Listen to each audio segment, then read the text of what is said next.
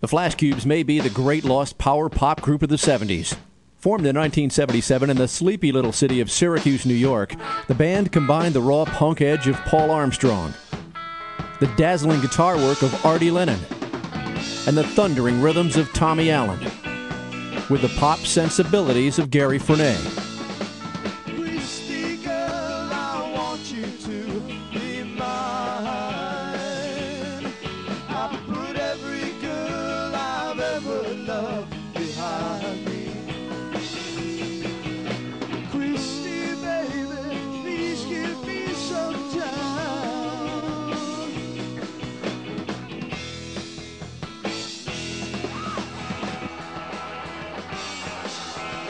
Their musical influences included the British Invasion, high-energy punk rock, and classic power pop. Add a healthy irreverence for everything else, and you get a fair picture of what made the Flashcubes shine so brightly.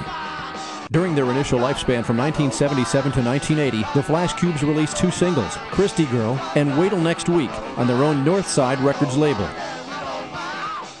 Their live shows were packed with mostly college students, and they had their own newsletter and an international fan club.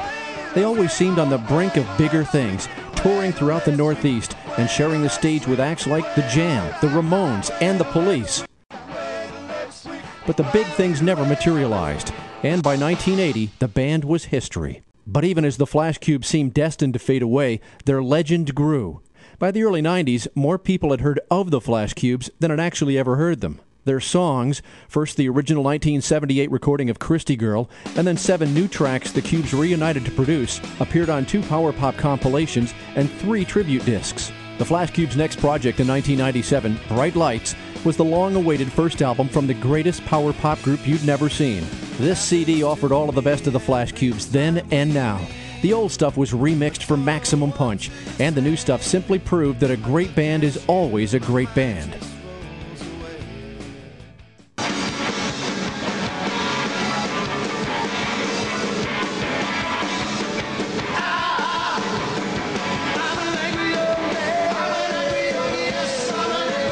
The revival of the recording career coincided with a renewed commitment to live performances. The past few years have seen standout appearances in Syracuse, Boston, New York City, Chicago, and Los Angeles.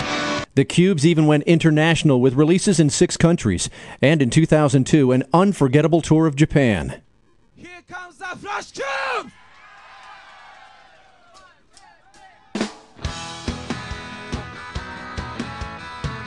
This was commemorated with the band's first live recording, live in Japan, Pure Power Pop.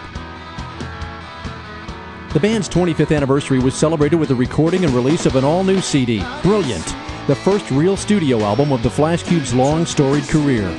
Bursting with 12 new original tunes, Brilliant made the case that not only were the Flashcubes one of the greatest rock and roll groups to make the scene in the late 70s, they are still one of the very best around. Brilliant. Legendary. The Flashcubes rule again. Ladies and gentlemen, the Flashcubes.